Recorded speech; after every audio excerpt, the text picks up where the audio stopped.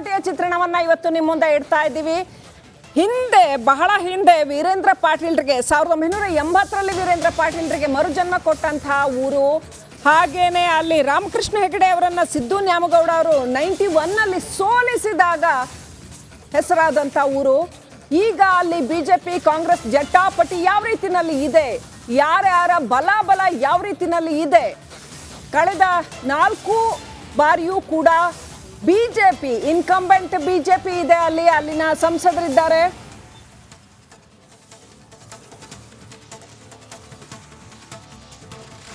So PC Gaddigoudar ಅಲ್ಲಿ ಆಯ್ಕೆ ಆಗ್ತಾ ಬಂದಿದ್ದಾರೆ. ಈ ಸಾರಿನೂ ಅವರಿಗೆ ಟಿಕೆಟ್ ಸಿಗತ್ತಾ ಅಥವಾ ಬೇರೆ ಯಾರಿಗಾದ್ರೂ ಟಿಕೆಟ್ ಸಿಗತ್ತಾ? ಕಾಂಗ್ರೆಸ್ನಿಂದ ಯಾರಿಗೆ ಟಿಕೆಟ್ ಸಿಗತ್ತಾ ಈ ಸಾರಿ? ವೀಣಾ ಕಾಶಪ್ಪನವರ ಕಳೆದ ಸಾರಿ ಕೂಡ ಸಮರಾಂಗಣಕ್ಕೆ ಇಳಿದಿದ್ರು. ಈ ಸಾರಿ ಕೂಡ ಸಮರಾಂಗಣಕ್ಕೆ ಇಳಿತಾರಾ? ಈ ಸಾರಿ ಯಾವ ರೀತಿ ಇದೆ ಬಾಗಲಕೋಟೆಯ ಚಿತ್ರಣ?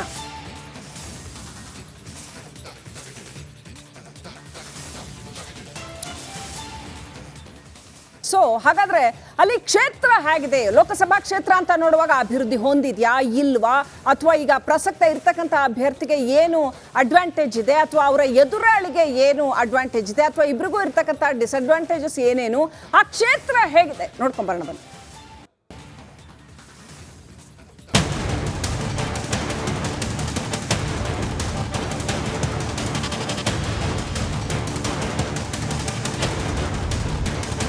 ಎರಡು ರಾಷ್ಟ್ರೀಯ ಪಕ್ಷಗಳು ಸ್ಟ್ರಾಂಗ್ ಆಗಿರೋ ಕ್ಷೇತ್ರ ಬಾಗಲಕೋಟೆ ಜಿಲ್ಲೆ.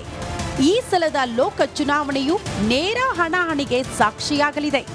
ಸ್ಥಳೀಯರ ಕಾದಾಟದ ಜೊತೆಗೆ ಹೊರಗಿನ ಘಟಾನುಘಟಿ ನಾಯಕರು ಆದ ಮಾಜಿ ಸಿಎಂ ವೀರೇಂದ್ರ ಪಾಟೀಲ್ ಅವರಿಗೆ ರಾಜಕೀಯ ಪುನರ್ಜೀವನ ಕೊಟ್ಟು ಮತ್ತೊಬ್ಬರು ಮಾಜಿ ಸಿಎಂ ರಾಮಕೃಷ್ಣ ಹೆಗಡೆಗೆ ಸೋಲುಣಿಸಿರುವ ಕ್ಷೇತ್ರವೂ ಇದಾಗಿದೆ. ಬಿಜೆಪಿಯಲ್ಲಿ ಟಿಕೆಟ್ಗಾಗಿ ಬಿಗ್ ವಾರ್. ಬಾಗಲಕೋಟೆ ಲೋಕಸಭೆ ಕ್ಷೇತ್ರ ಆಗೊಮ್ಮೆ ಈಗೊಮ್ಮೆ ಬಿಟ್ರೆ 2004ರವರೆಗೂ ಕಾಂಗ್ರೆಸ್ ಪಕ್ಷದ ಭದ್ರಕೋಟೆಯಾಗಿತ್ತು. 2004ರಿಂದ ಬಿಜೆಪಿ ಮಡಿಲಿಗೆ ಬಿದ್ದ ಬಾಗಲಕೋಟೆ ಈವರೆಗೂ ಕಮಲ ಪಕ್ಷವನ್ನ ಕೈಬಿಟ್ಟಿಲ್ಲ. ಹಾಲಿ ಸಂಸದ PC ಗದ್ದಿಗೌಡರ್ ಬಿಜೆಪಿಯಿಂದ ಸತತ 4 ಬಾರಿ ಗೆದ್ದು ಮತ್ತೊಮ್ಮೆ ಅಗ್ನಿ ಪರೀಕ್ಷೆಗೆ ಸಜ್ಜಾಗುತ್ತಿದ್ದಾರೆ. ಈ ಸಲ ಬಿಜೆಪಿಯ ದಾಖಲೆಯ 5ನೇ ಸಲ ಗೆಲ್ಲುವ ವಿಶ್ವಾಸದಲ್ಲಿ ಹಾಲಿ ಸಂಸದ PC ಗದ್ದಿಗೌಡರ್ ಟಿಕೆಟ್ಗಾಗಿ ಫೈಟ್ ನಡೆಸುತ್ತಿದ್ದಾರೆ. ಇನ್ನು ಬಿಜೆಪಿಯಲ್ಲಿಯೂ ಟಿಕೆಟ್ಗಾಗಿ ಫೈಟ್ ಜೋರಾಗಿದೆ. ಭರ್ತಿ ಅರ್ಧ ಡಜನ್ ಆಕಾಂಕ್ಷಿಗಳು ತಲೆ ಎತ್ತಿದ್ದಾರೆ. ಚಿತ್ರದುರ್ಗ ಮೂಲದ IAS ಪಾಸ್ ಮಾಡಿರುವ ಡಾಕ್ಟರ್ ಪ್ರಕಾಶ್ ಪರಪ್ಪ ಎನ್ನುವವರು 8 ತಿಂಗಳಿನಿಂದ ಬಿಜೆಪಿ ಟಿಕೆಟ್ ತಮಗೇ ಸಿಗುತ್ತೆ ಅಂತ ತಮ್ಮದೇ ಪಡೆ ಕಟ್ಟಿಕೊಂಡು ಪ್ರಚಾರದಲ್ಲಿ ಇದ್ದಾರೆ. ಇಲ್ಲಿಯೇ ಮನೆ ಬೇರೆ ಮಾಡಿದ್ದಾರೆ. ಗುಳೆದಗುಡ್ಡದ ಮಾಜಿ ಶಾಸಕ ರಾಜಶೇಖರ್ ಶೀಲವಂತರ್ ಸಹ ಪ್ರಬಲ ಆಕಾಂಕ್ಷಿಯಾಗಿದ್ದಾರೆ. ಇನ್ನು ಬಹಿರಂಗವಾಗಿ ಟಿಕೆಟ್ ಆಕಾಂಕ್ಷಿ ಎಂದು ಹೇಳಿಕೊಳ್ಳದಿದ್ದರೂ ಮಾಜಿ ಸಚಿವ ಮುರುಗೇಶ್ ನಿರಾಣಿ ಹೆಸರು ಕಳೆದ 1 ತಿಂಗಳಿನಿಂದ ಹೆಚ್ಚಾಗಿ ಓಡಾಡುತ್ತಿದೆ. ಆದರೆ ಅದೃಷ್ಟವಂತ ರಾಜಕಾರಣಿ ಎನ್ನುವ ಖ್ಯಾತಿಯ ಹಾಲಿ ಸಂಸದ PC ಗದ್ದಿಗೌಡರ್ ಅವರನ್ನ ತಪ್ಪಿಸಿ ಪಕ್ಷ ರಿಸ್ಕ್ ತೆಗೆದುಕೊಂಡು ಹೊಸಬರಿಗೆ ಅವಕಾಶ ಕೊಡುತ್ತಾ ಎನ್ನುವುದು ಈಗಿರುವ ಪ್ರಶ್ನೆ. ಕಾಂಗ್ರೆಸ್ನಲ್ಲೂ ಟಿಕೆಟ್ಗಾಗಿ ಫೈಟ್. ಇನ್ನು ಕಾಂಗ್ರೆಸ್ ಪಕ್ಷದಲ್ಲೂ ಸಹ ಟಿಕೆಟ್ಗಾಗಿ ಮೆಗಾ ಫೈಟ್ ಏರ್ಪಟ್ಟಿದೆ. ಕಳೆದ ಸಲ ಅಭ್ಯರ್ಥಿಯಾಗಿದ್ದ ಜಿಲ್ಲಾ ಪಂಚಾಯತ್ ಮಾಜಿ ಅಧ್ಯಕ್ಷೆ ವೀಣಾ ಕಾಶಪ್ಪನವರ್ ಟಿಕೆಟ್ಗಾಗಿ ಪ್ರಬಲ ಆಕಾಂಕ್ಷಿಯಾಗಿದ್ದಾರೆ. ಕಳೆದ ಸಲ ಸೋಲು ಕಂಡರೂ ಮನೆಯಲ್ಲಿ ಕೂರದೆ 5 ವರ್ಷ ನಿರಂತರ ಪಕ್ಷ ಸಂಘಟನೆಯಲ್ಲಿ ತೊಡಗಿಸಿಕೊಂಡಿದ್ದು ಆಗಿನಿಂದಲೂ ತಾವು ಲೋಕಸಭೆ ಟಿಕೆಟ್ ಆಕಾಂಕ್ಷಿ ಎಂದೇ ಹೇಳಿಕೊಂಡು ಬಂದಿದ್ದಾರೆ. ಆದರೆ ಈ ಸಲ ಪಕ್ಷಕ್ಕೆ ಕೆಲ ಸಕಾರಾತ್ಮಕ ಅಂಶಗಳು ಇರುವುದರಿಂದ ಅನೇಕ ಮುಖಂಡರು ತಮಗೆ ಟಿಕೆಟ್ ಕೊಡಿ ಎಂದು. ಆಲ್ ರೈಟ್, ಕರ್ನಾಟಕದಲ್ಲಿ ಯಾರಿಗೆ ಟಿಕೆಟ್ ಸಿಗುತ್ತೆ ಯಾರಿಗೆ ಟಿಕೆಟ್ ಸಿಗಲ್ಲ ಅನ್ನೋ ಎಲ್ಲ ಲೆಕ್ಕಾಚಾರಗಳ ಮಧ್ಯೆನೇ ನಿಕೇಶ್ ನಾವು ಬಾಗಲಕೋಟೆ ರಣಕಣ 28 ರಣಕಣಗಳ ಅಲ್ಲಿ ಅದರಲ್ಲಿ ಬಾಗಲಕೋಟೆ ರಣಕಣದ ಬಗ್ಗೆ ಮಾತನಾಡ್ತಾ ಇದ್ವಿ. ಅಲ್ಲಿ ಪ್ರಸಕ್ತ ಆಕಾಂಕ್ಷಿಗಳು ಯಾರ್ಯಾರು ಅಂತ ಕ್ವಿಕ್ ಆಗಿ ನೋಡ್ಬಿಡೋಣ. ಬಿಜೆಪಿಯಿಂದ ಯಾರ್ಯಾರು ಆಕಾಂಕ್ಷಿಗಳು, ಕಾಂಗ್ರೆಸ್ನಿಂದ ಯಾರ್ಯಾರು ಆಕಾಂಕ್ಷಿಗಳಿದ್ದಾರೆ ಅಂತ. ನನಗೆ ಟಿಕೆಟ್ ಬೇಕು ಅಂತ ದೊಡ್ಡ ಕಾಂಪಿಟಿಷನ್ ಏನು ಕೂಡ ಬಾಗಲಕೋಟೆಯ ಮಟ್ಟಿಗೆ ಕಾಣಿಸ್ತಾ ಇಲ್ಲ. ಅಲ್ಲಿ ಮೊದಲನೇದಾಗಿ ನಾವು ನೋಡೋದಾದ್ರೆ ಈಗ ಇನ್ಕಂಬೆಂಟ್ ಯಾರಿದ್ದಾರಲ್ಲ ಅಲ್ಲಿ ಬಿಜೆಪಿಯ PC ಗದ್ದಿಗೌಡರ್ ಇದ್ದಾರೆ. 2 ಪಕ್ಷಗಳಲ್ಲಿ ಆಕಾಂಕ್ಷಿಗಳ ದಂಡು ಇದೆ. ಆದರೆ ಯಾರು ಕೂಡ ಅಂತ ಟಫ್ ಕಾಂಪಿಟಿಷನ್ ಏನು ಕಾಣ್ತಾ ಇಲ್ಲ ಅಂತ ಹೇಳುವಂಥದ್ದು. ಹಾಗಾದ್ರೆ ಅಂದ್ರೆ ಒಬ್ರಿಗೆ ಟಿಕೆಟ್ ಸಿಕ್ಕಿದ ತಕ್ಷಣ ಇನ್ನೊಬ್ರು ದೊಡ್ಡ ಮಟ್ಟದಲ್ಲಿ ಬಂಡಾಯ ಹೇಳ್ತಾರೆ ಅಂತ ಹೇಳುವಂಥ ಆ ಥರದ ಒಂದು ಕಾಂಪಿಟಿಷನ್ ಏನು ಕೂಡ ಬಾಗಲಕೋಟೆಯ ಮಟ್ಟಿಗೆ ಕಾಣಿಸ್ತಾ ಇಲ್ಲ. ಯಾರ್ಯಾರು ಅಂತ ನೋಡ್ತಾ ಹೋಗೋಣ ಭಾಳ ಕ್ವಿಕ್ ಆಗಿ. ಎಸ್, ಬಿಜೆಪಿಯಿಂದ ಆಕಾಂಕ್ಷಿ PC ಗದ್ದಿಗೌಡ ಅವರು, ಈಗ MP ಇರ್ತಕ್ಕಂಥವ್ರು ಗದ್ದಿಗೌಡರ್ ಅವರು. ಹಾಗೇನೆ ಮುರುಗೇಶ್ ನಿರಾಣಿ ಕೂಡ ಅಂದ್ರೆ ಗದ್ದಿಗೌಡರ್ ಅವರಿಗೆ ಸಿಕ್ಲಿಲ್ಲ ಅಂತಂದ್ರೆ ಮುರುಗೇಶ್ ನಿರಾಣಿ ಅವರಿಗೆ ಸಿಕ್ಬಹುದು ಅನ್ನೋಂಥ ಒಂದು ಪರಿಸ್ಥಿತಿ ಇದೆ. ಹಾಗೆಯೇ ಅಲ್ಲಿ ಪ್ರಕಾಶ್ ಪರಪ್ಪ ಅಂತ ಕೂಡ ಇದ್ದಾರೆ ಅಂತ, ಅವರು ರಿಟೈರ್ಡ್ IAS ಆಫೀಸರ್ ಅಂತ ಹೇಳಲಾಗ್ತಾ ಇದೆ. ಇವ್ರು ಯಾರ ಜೊತೆನೂ ಕಾಂಪಿಟೇಷನ್ಗೆ ಬೀಳ್ತಾ ಇಲ್ಲ, ತನ್ನ ಪಾಡಿಗೆ ತಾನು ಕೂಡ ಆಕಾಂಕ್ಷಿ ಅಂತ ಹೇಳ್ಕೊಂಡು ಕೆಲಸಗಳು ಮಾಡ್ತಾ ಇದ್ದಾರೆ ಅನ್ನೋಂಥದ್ದು ಒಂದು. ಇನ್ನು ಕಾಂಗ್ರೆಸ್ ಆಕಾಂಕ್ಷಿ ಯಾರು ಅಂತ ನೋಡಿದ್ರೆ ಕಾಂಗ್ರೆಸ್ನಲ್ಲಿ ವೀಣಾ ಕಾಶ್ಯಪ್ನವರು ಕಳೆದ ಬಾರಿ ಕೂಡ ಕಂಟೆಸ್ಟ್ ಮಾಡಿದ್ರು. ಸೊ ಈ ಸಾರಿನೂ ಕೂಡ ಅವರು ಕಾಂಗ್ರೆಸ್ ಆಕಾಂಕ್ಷಿ, ಪಂಚಮಸಾಲಿ ಮತಬುಟ್ಟಿಗೆ ಅವರು ಕೈ ಹಾಕ್ತಾರೆ ಅಂತ ಅನ್ಸುತ್ತೆ. ಆದರೆ ಅಲ್ಲಿ ಏನಾಗಿದೆ ಅಂತಂದ್ರೆ ಸಮಸ್ಯೆ, ಅವರ ಪತಿ ವಿಜಯಾನಂದ ಅವರಿಗೆ ಸ್ಥಳೀಯ ಕಾಂಗ್ರೆಸ್ ಮುಖಂಡರುಗಳ ಬೆಂಬಲ ಇಲ್ಲ.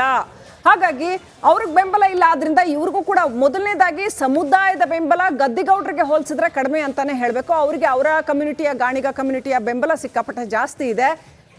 ಎರಡನೇದಾಗಿ ವೀಣಾ ಕಾಶ್ಯಪ್ಪನವರವರಿಗೆ ಸ್ಥಳೀಯ ಮುಖಂಡರುಗಳ ಬೆಂಬಲ ಅಷ್ಟೊಂದು ಪ್ರಬಲವಾಗಿ ಇಲ್ಲ ಅನ್ನುವಂಥದ್ದು. ಸೊ ಜಾತಿ ಬಲ ಕೂಡ ರಣಕಣ 28ರಲ್ಲಿ ಬಾಗಲಕೋಟೆ ಬಗ್ಗೆ ಮಾತನಾಡ್ತಾ ಇದ್ವಿ. ಅಲ್ಲಿ ಪರಿಸ್ಥಿತಿ ಹೇಗಿದೆ, ಯಾರಿಗೆ ಟಿಕೆಟ್ ಸಿಗತ್ತೆ, ಕಾಂಗ್ರೆಸ್ನಿಂದ ವೀಣಾ ಕಾಶ್ಯಪ್ಪನವರ್, ಬಿಜೆಪಿಯಿಂದ PC ಗದ್ದಿಗೌಡರ್ ಅಂತ ಇದೆ. ಜಾತಿ ಲೆಕ್ಕಾಚಾರ ನಿಕೇಶ್, ಹಾಗಾದ್ರೆ ಬಾಗಲಕೋಟೆಯಲ್ಲಿ ಜಾತಿ ಲೆಕ್ಕಾಚಾರ ಹೇಗಿದೆ? ರಾಜಕೀಯಕ್ಕೆ ಇಂಪಾರ್ಟೆಂಟ್ ಆಗಿರುವಂತದ್ದು ಈಗ ಜಾತಿ ಲೆಕ್ಕಾಚಾರ.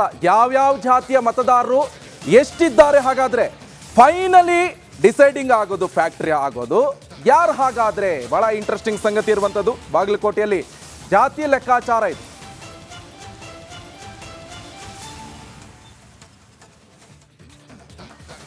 ಒಂದೊಂದಾಗಿ ಕ್ವಿಕ್ ಆಗಿ ನೋಡ್ತಾ ಹೋಗೋಣ. ಜಾತಿ ಲೆಕ್ಕಾಚಾರ ನೋಡಿ, ಇಲ್ಲಿ ಲಿಂಗಾಯತರು 2,40,40,000 ಇರುವಂತದ್ದು, ಕುರುಬರು ಬಂದ್ಬಿಟ್ಟು 2,20,000 ಇದೆ.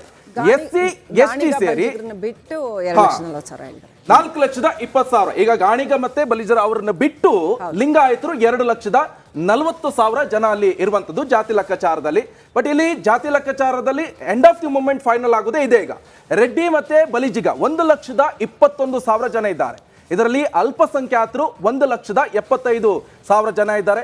ನೇಕಾರ ಹಾಗೆ ಮರಾಠರು 1,00,000 ಜನ ಅಲ್ಲಿ ಇರುವಂತದ್ದು. ಇತರೆ ಜಾತಿಯವರು ಅಂದ್ರೆ ಬೇರೆ ಬೇರೆ ಇವರು ಎಲ್ಲ ಜಾತಿ ಹೇಳಿದ್ನಲ್ಲ, ಇದನ್ನ ಹೊರತುಪಡಿಸಿ ಬೇರೆ ಜಾತಿಯವರು ಟೋಟಲ್ ಆಗಿ 3,00,000 ಮಂದಿ ಇರುವಂತದ್ದು. ಅಲ್ಲಿ ಇನ್ನೊಂದು ನಾವು ಮೆನ್ಷನ್ ಮಾಡೋದು ಮರ್ತಿದೆ, ಕುರುಬ ಇವರು ಕೂಡ ತುಂಬಾ ಜಾಸ್ತಿ ಇದ್ದಾರೆ. ಓಕೆ, ವೀಣಾ ಕಾಶ್ಯಪ್ನವರು ಕಾಂಗ್ರೆಸ್ ಟಿಕೆಟ್ ಆಕಾಂಕ್ಷಿ, ಅವರು ಕೂಡ ನಮ್ಮ ಜೊತೆ ನೇರ ಸಂಪರ್ಕದಲ್ಲಿದ್ದಾರೆ. ನಮಸ್ಕಾರ ವೀಣಾ ಕಾಶ್ಯಪ್ನವರವ್ರಿಗೆ. ನಮಸ್ತೆ. ಏನು ಬಲದ ಮೇಲೆ ನೀವು ಟಿಕೆಟ್ ಆಕಾಂಕ್ಷಿ ಆಗಿದ್ದೀರಾ? ಒಂದ್ ವೇಳೆ ನಿಮಗೆ ಟಿಕೆಟ್ ಸಿಕ್ಕಿದ್ರೆ ನೀವು ಗೆಲ್ತೀರಾ ಅನ್ನೋದಕ್ಕೆ ಏನು ಬಲ ಇದೆ ನಿಮ್ಗೆ? ನಿಮ್ ಸ್ಟ್ರೆಂತ್ ಏನು? ಖಂಡಿತವಾಗ್ಲು ನೋಡಿ, ಕಳೆದ 5 ವರ್ಷದಿಂದನೂ ನಾನು ಪ್ರತಿಯೊಂದು ಗ್ರಾಮದಲ್ಲೂ ಕೆಲಸ ಮಾಡ್ತಾ ಇದ್ದೀನಿ. ನನ್ನ ಜಿಲ್ಲಾ ಪಂಚಾಯತಿ ಕ್ಷೇತ್ರದಲ್ಲಿ ನನಗೆ 8 ಮತಕ್ಷೇತ್ರಗಳು ಬರುತ್ತೆ, 1,200 ಹಳ್ಳಿಗಳು ಬರುತ್ತೆ. ಆ ಒಂದು ನಿಟ್ಟಿನಲ್ಲಿ ಇವತ್ತು ಪ್ರತಿಯೊಂದು ಗ್ರಾಮದಲ್ಲೂ ಕೂಡ ನಾನು ಭೇಟಿ ನೀಡುವಂತದ್ದಾಗಿರ್ಬೋದು, ಜನರ ಬಳಿಗೆ ನೇರವಾಗಿ ಸಂಪರ್ಕ. ಒಂದ್ ವಿಚಾರ ಹೇಳಿ, ಗದ್ದಿಗೌಡ್ರಲ್ಲಿ ಕೆಲಸ ಮಾಡಿದಾರಾ? ಅವ್ರಿಲ್ಲ, ಕೆಲಸ ಮಾಡಿಲ್ಲ. ಖಂಡಿತವಾಗ್ಲೂ ಕೆಲಸ ಮಾಡಿಲ್ಲ. ಗಟ್ಟಿಯಾಗಿ ಕ್ವೆಶ್ಚನ್ ಮಾಡಿದೀರಾ? ಮಾಡಿದೀನಿ. 4 ಸರಿ ಒಂದು ಪ್ರೆಸ್ ಮೀಟ್ ಅನ್ನ ಮಾಡಿದೀನಿ. ನೇರವಾಗಿ ಅವ್ರಿಗೂ ಕೂಡ ಪ್ರಶ್ನೆನ ಕೇಳಿದೀನಿ. ಇನ್ನಾದ್ರೂ ನಾನು ಒಂದು ಸೆಷನ್ ಅನ್ನ ನಡಿಬೇಕಾದ್ರೆ 4 ಟರ್ಮ್ ಇಂದ ಅವ್ರನ್ನೇ ಗೆಲ್ಸ್ಕೊಂಡ್ ಬರ್ತಾ ಇದಾರಲ್ಲ ಜನ. ನೋಡಿ, ಜನ ಯಾವ್ದಾವ್ದೋ ಒಂದು ಗಾಳಿ ಮೇಲೆ ಅವ್ರು ಆರಿಸ್ತಾ ಬಂದಿದ್ದಾರೆ. ಆ ಗಾಳಿ ನಿಟ್ಟಿನಲ್ಲಿ ಇವತ್ತು ಅವ್ರು ಸಂಸದರಾಗಿದ್ದಾರೆ.